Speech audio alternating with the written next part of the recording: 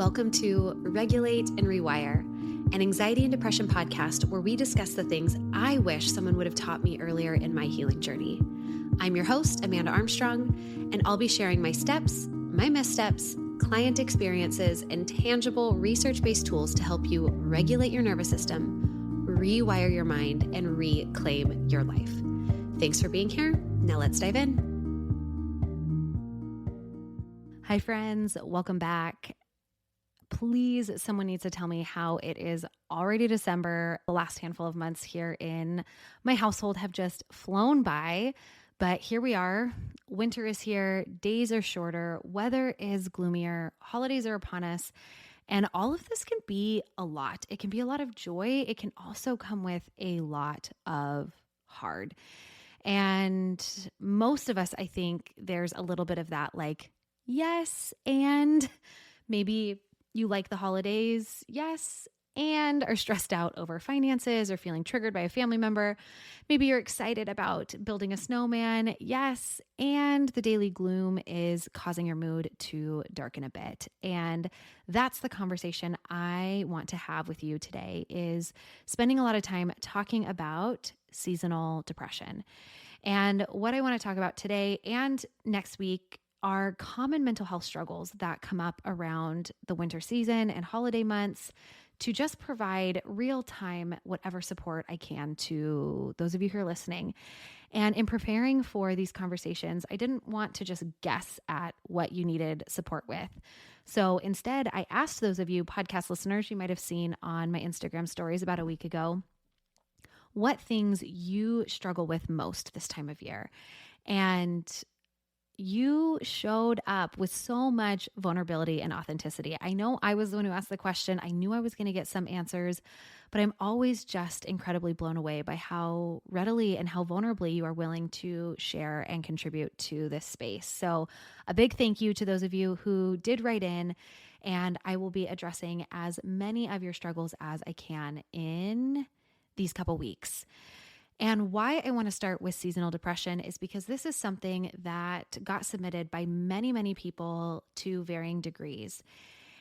And even if this isn't something that you struggle with, I urge you to keep listening today, because I can almost promise you that somebody that you know and love does struggle with this. I'm also going to share some really nerdy, fun science about your eyes and sunlight, bright light therapy, making some suggestions that are good for overall mental and physical health for anybody in a human body, whether you struggle with seasonal depression or not.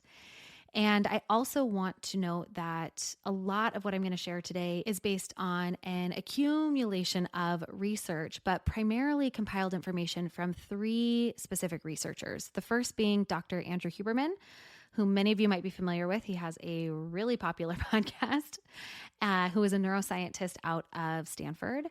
Dr. Samer Hattar, who is the chief of the section on light and circadian rhythms at the National Institute of Mental Health, and Dr. Catherine Rockline, who is a primary investigator in the seasonality research program at the University of Pittsburgh. And I will link in the full show notes on my website various resources that point back to these individuals, as well as some of the peer-reviewed research studies that I will be pulling from.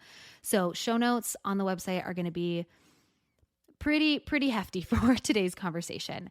And the last thing before we dive in is just this reminder that this podcast is always for informational and educational purposes only.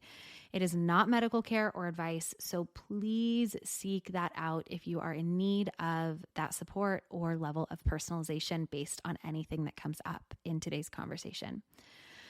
So what is seasonal affective disorder, more commonly known as seasonal depression? This is simply depression with a seasonal pattern. So what makes seasonal affective disorder unique is its timing. It has a distinct seasonal onset, typically in the winter, and a spontaneous remission of symptoms sometime in spring. And people with seasonal depression experience classic depression symptoms, things like sadness, irritability, trouble concentrating, lack of interest in activities, changes in sleep or appetite. It's almost like they or you just want to hibernate and have this low mood most of the day, on most days, this funk you just don't seem to be able to pull yourself out of. And what's going to become abundantly clear by the end of our conversation today is that the environmental variable that is most closely tied to seasonal depression is the changes to daylight hours.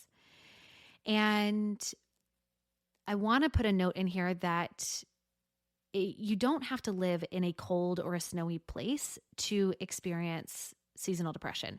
People experience it even in sunny climates like Florida or Southern California. And what contributes to seasonal depression could be a number of different things, but it is very, very clear that for the majority of people struggling, and the biggest contributing factor to seasonal depression, it has to do with natural light, the shorter days and longer nights. And this is what we will spend the majority of our conversation on today. But before we do, I want to briefly discuss some other contributing factors. I want to give you some context to be able to maybe step back in your own experience and say, if this is something I'm struggling with, or if this is something a loved one is struggling with, what might be the various contributing factors? And the reason I think it's important to step back and do that assessment is because your unique contributing factors can inform what particular interventions or treatments might be the most supportive for you.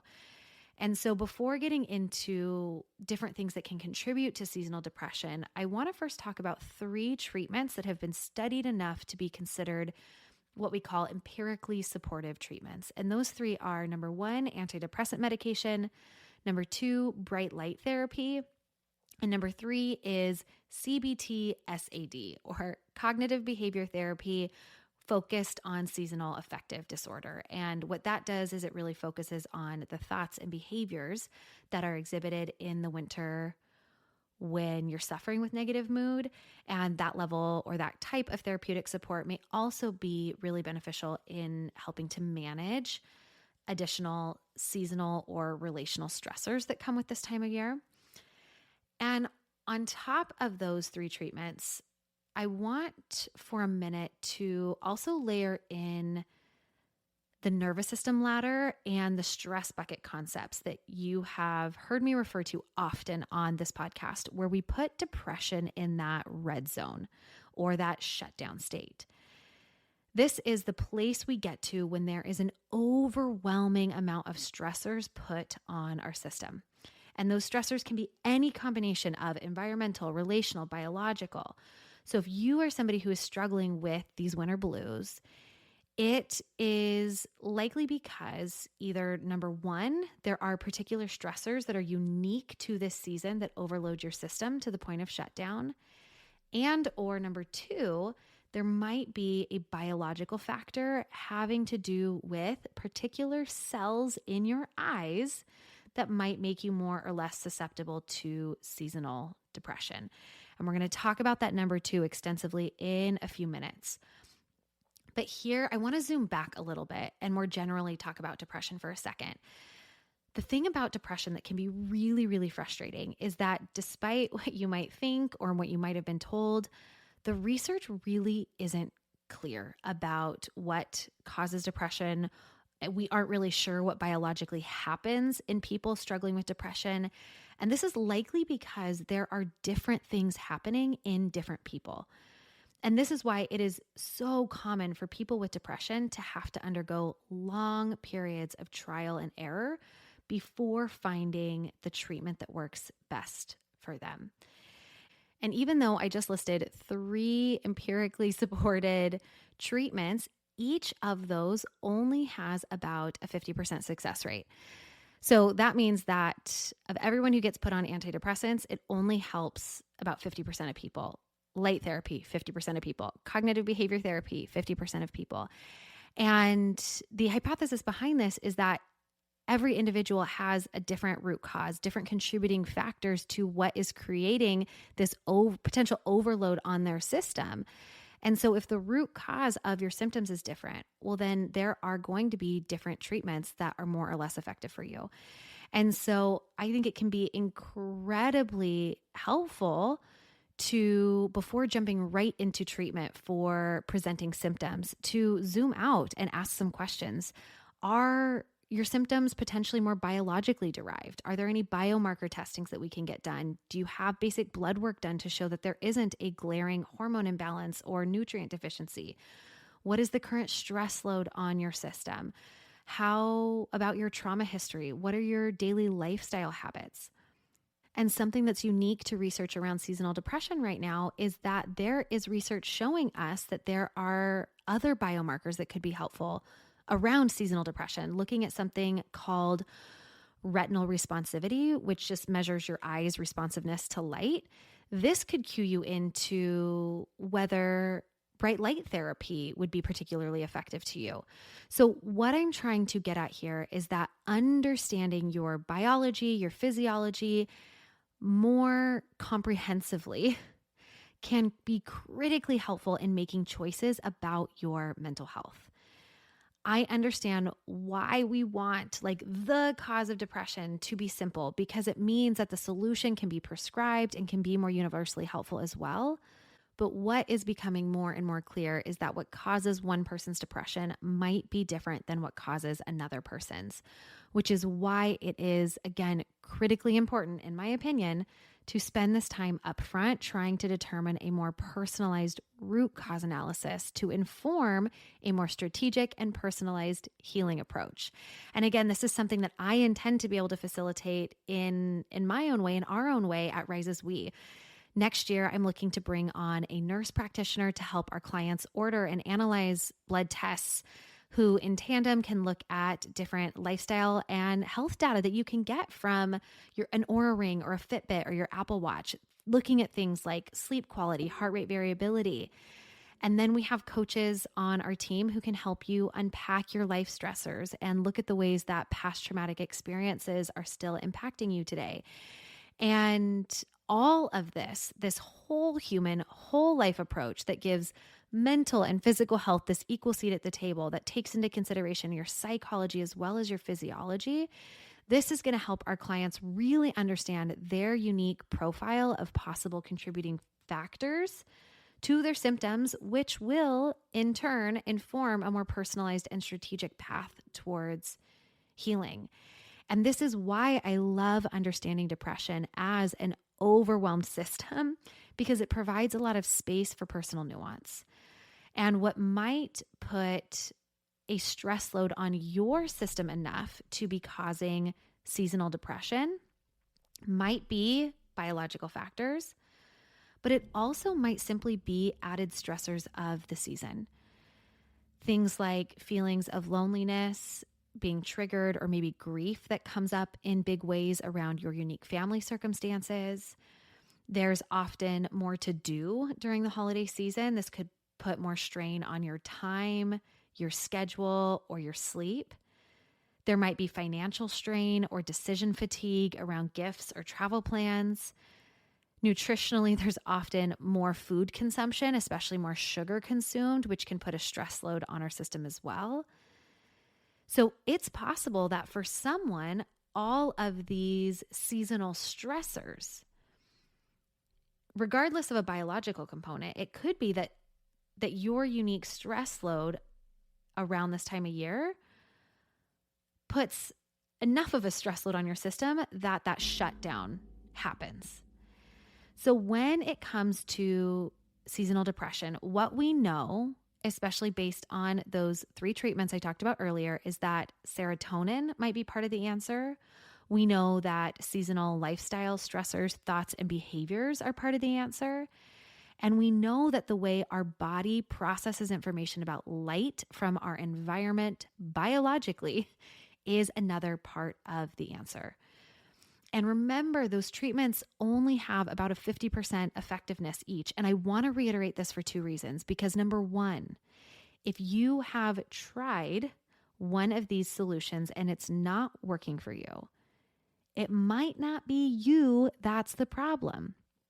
It's likely a treatment that is addressing one of the three variables that might be the least relevant for you. And I say least relevant because I think for most people struggling with seasonal depression and depression in general, there is likely a combination of factors. And specifically to seasonal depression, the research is pretty clear that the most universally impactful variable is light.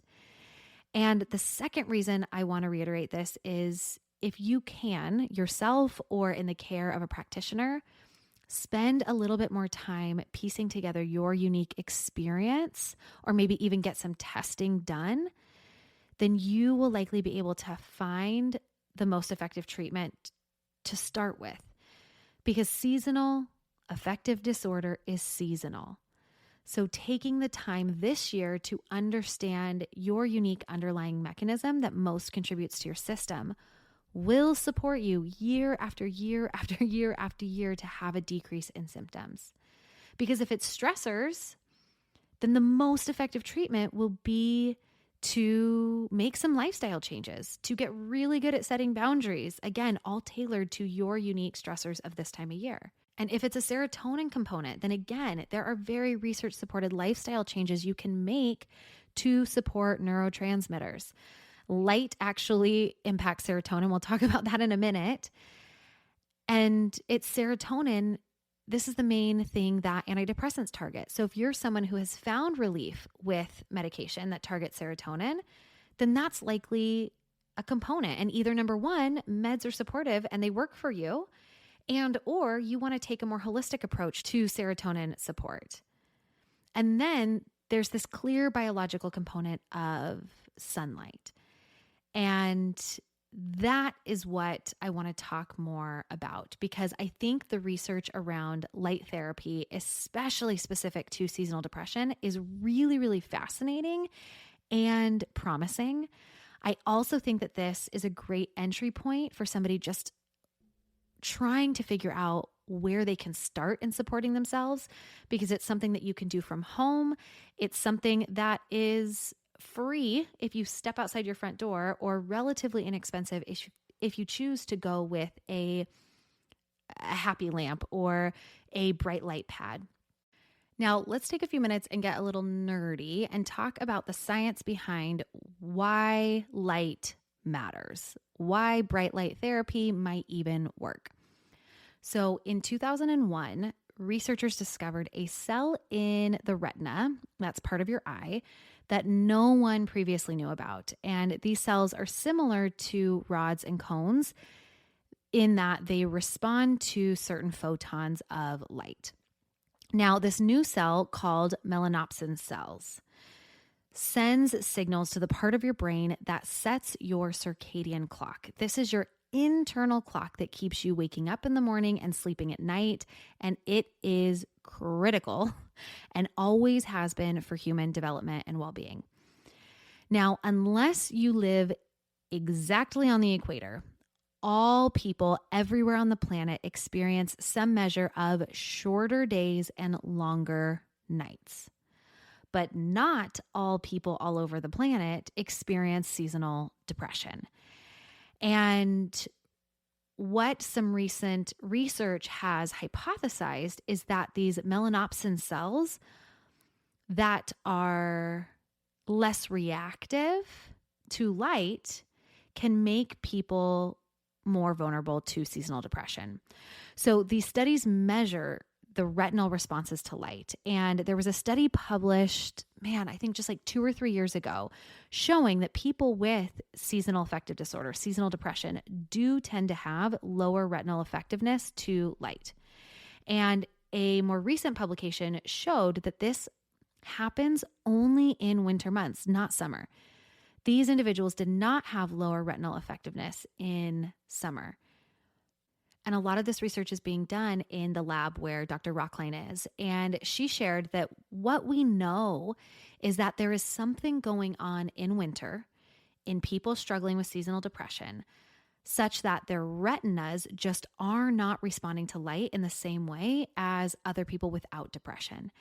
And she went on to say that these next steps in research would be to show in an evidence-based way if those with lower retinal responsivity have particular positive improvements and experience benefits from bright light therapy. And the hypothesis is that they likely should. And I could truly go on and on and on for hours about the really cool research that's happening around the importance of natural light for our overall health and well-being. And this is something that's universal to human beings, not just people struggling with depression, but possibly especially this information is important if you are somebody struggling with depression. So bringing this back, seasonal depression has been primarily linked to these 5 things. Number 1, reduced sunlight. So shorter daylight hours and less sunlight can disrupt our body's internal clock, leading to feelings of depression. Number 2 is serotonin levels. Also noting that reduced sunlight can cause a drop in serotonin, which affects mood and can trigger depression. Number 3 is melatonin levels. So changes in seasons can disrupt the balance of your body's level of melatonin. Number 4 is your biological clock, your circadian rhythms. Again, reduced exposure to sunlight. We're seeing a really big pattern here. Reduced exposure to sunlight can disrupt your body's circadian rhythms, leading to feelings of depression. And number 4 is vitamin D deficiency. So sunlight is a natural source of vitamin D, and there's some conflicting research here as to whether low vitamin D is more prevalent in people struggling with seasonal depression versus not, but it could potentially be a contributing factor. And the common factor in all 5 of these things that are primarily linked to seasonal depression is this common factor of sunlight exposure. And this is because light directs a number of key aspects of our physiology in ways that strongly impact our overall health and well-being. Light directly impacts your mood, your sleep, your ability to wake up and focus, your hormone levels, your immune system, and light impacts your ability to cope with stress. And one other just weird fact I'll throw out there that I came across this week is, did you know that based on the Earth's tilt in relation to the sun, what creates the longer nights, it influences your melatonin release? Friends, we are nature. And the further we get from it, the sicker we become. There's seasonality to everything, and we no longer honor that. Modern day life expects us to show up and be the same 24 hours a day, 7 days a week, 365 days a year, when our biology shows us that we go through biological changes as humans during major seasonal changes.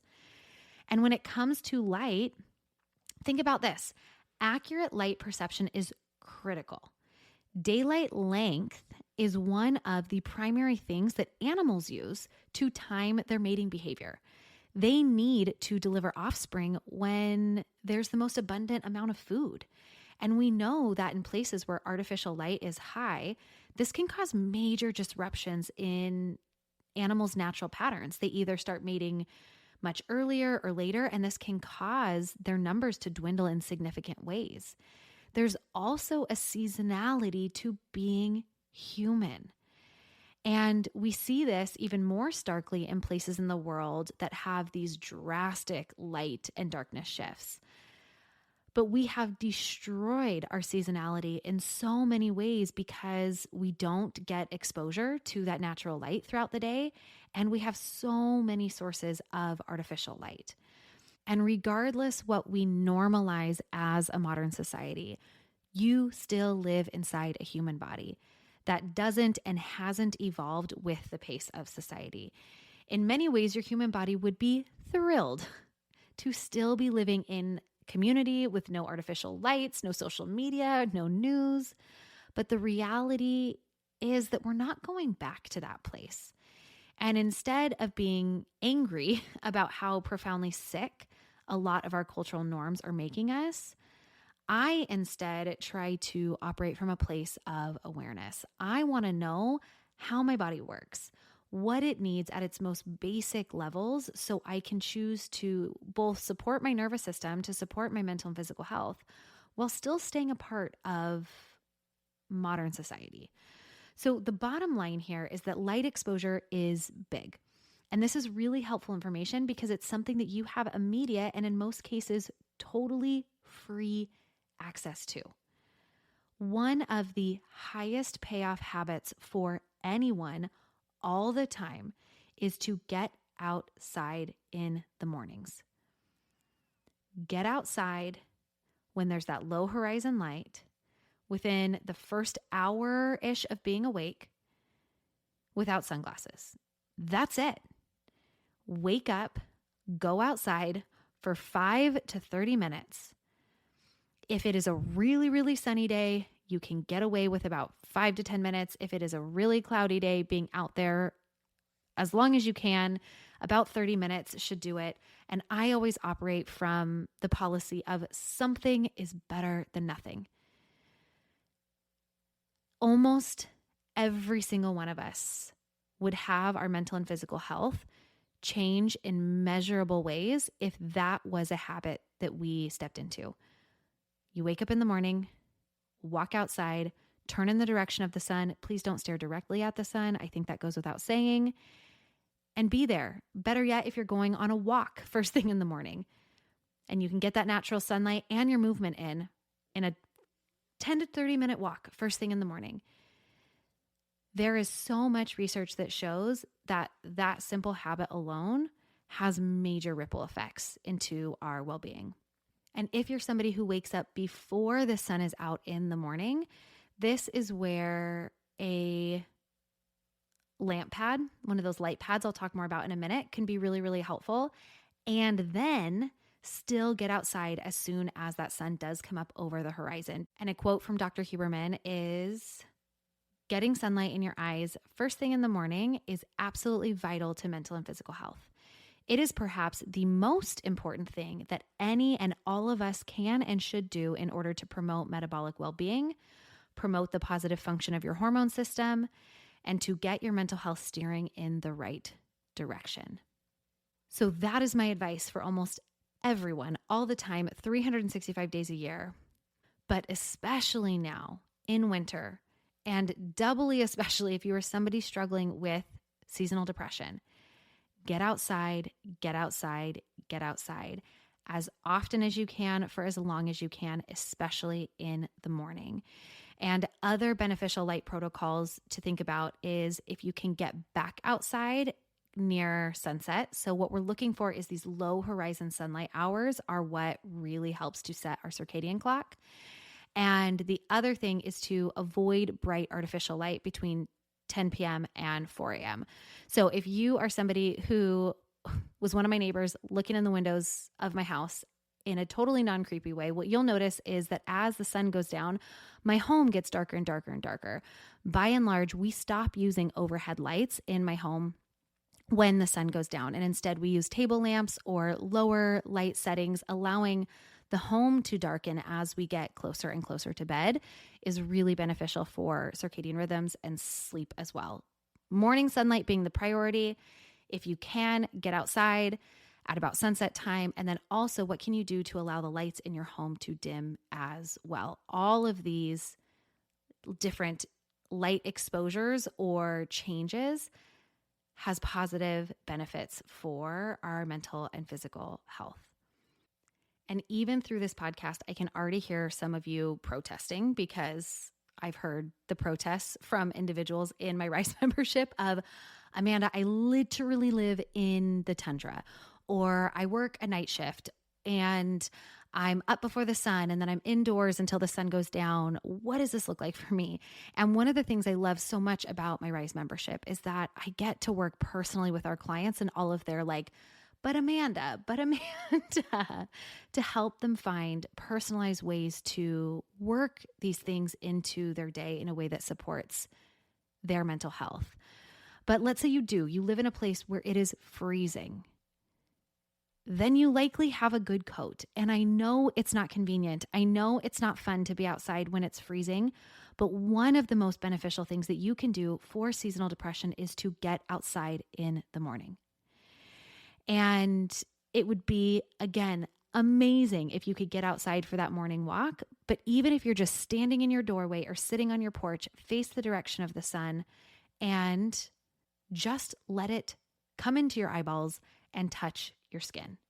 And for those of you who don't live in obscenely cold places, there is actually research that shows that there can be additional benefits for exposing as much skin as possible while being outside. And I am not suggesting that you go streaking in your neighborhood, but for me, even in winter here on the East Coast, there are occasionally days where I can get away with a short sleeve shirt outside. I'm cold for sure, but whenever I can handle it, I want to get the additional benefits of sun getting onto my skin as well as in my eyes. But really the key here is get outside in any way that you can in the morning.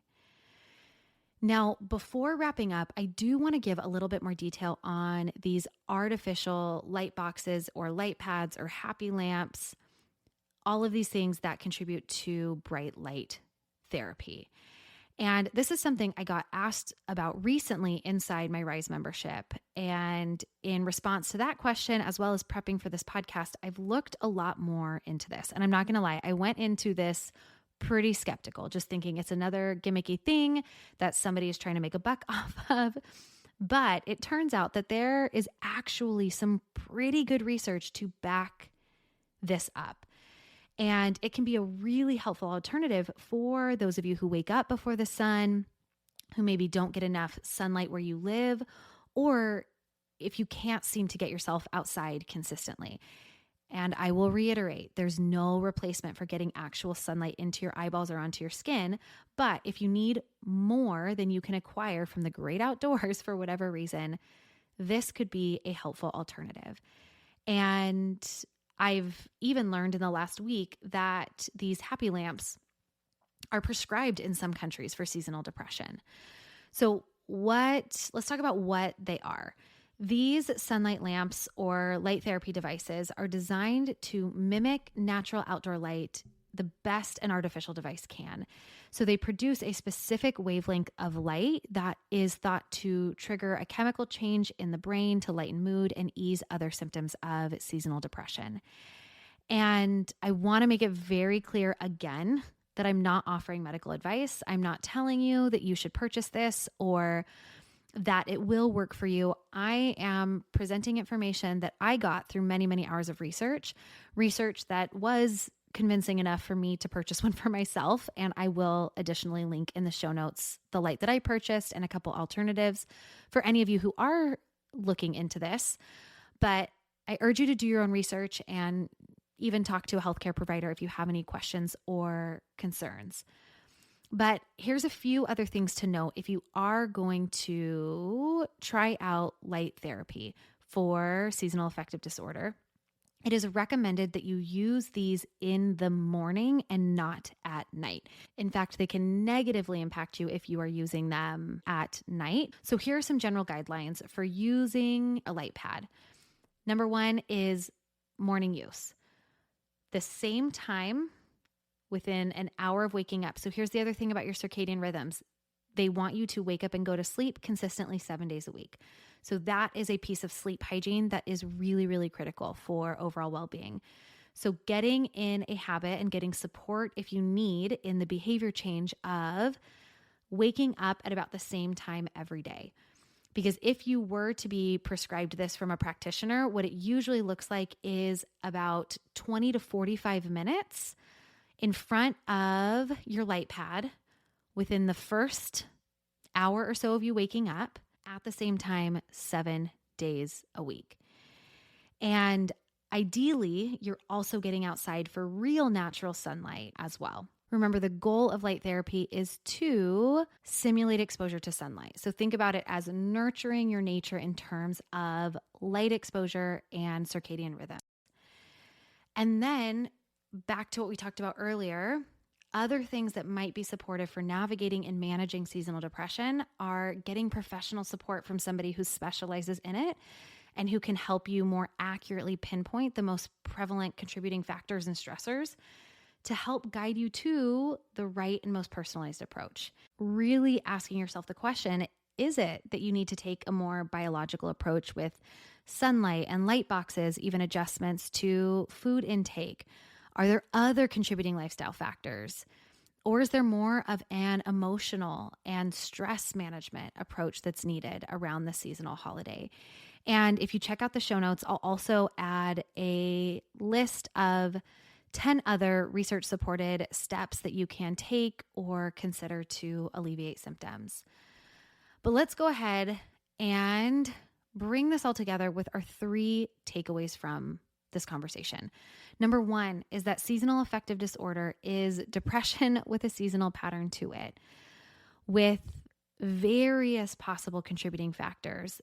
But the research is pretty clear that the decrease in daylight hours is one of the biggest contributing factors. And second to this, that I think is worth exploring, is the added life stressors of this season that are particularly predictable and cyclical for you. And I want to reiterate that understanding your unique contributing factors can lead you to what will likely be your most supportive intervention to minimizing symptoms. And number 2 is that new research shows that people with lower retinal effectiveness might be at higher risk for seasonal depression. And enhancing and making testing things like this more accessible could give individuals presenting with seasonal depression symptoms really helpful information, again, pointing to or away from particular interventions as more or less of a helpful starting point. And takeaway number 3 is that daily morning sunlight is essential for optimal health of every human all the time, but appears especially supportive for those struggling with seasonal depression, who might also see additional benefits in supplementing natural light with a bright light therapy pad. That is all we have time for today. There are so many other avenues and ways of seeking out and getting support for seasonal depression that I could have gone into, but I really wanted to focus today on this conversation around light. I think it's a unique angle. It is something that is accessible to all of you, and it's very, very, very research supported. And like I said, I'll add a lot more resources on this topic to the full show notes on my website if you'd like to check that out. And sending you so much hope and healing. Thanks for being here, and I'll see you next time. Thanks for listening to another episode of the Regulate and Rewire podcast. If you enjoyed what you heard today, please subscribe and leave a 5-star review to help us get these powerful tools out to even more people who need them. And if you yourself are looking for more personalized support in applying what you've learned today, consider joining me inside Rise, my monthly mental health membership and nervous system healing space, or apply for our one-on-one anxiety and depression coaching program, Restore. I've shared a link for more information to both in the show notes. Again, thanks so much for being here, and I'll see you next time.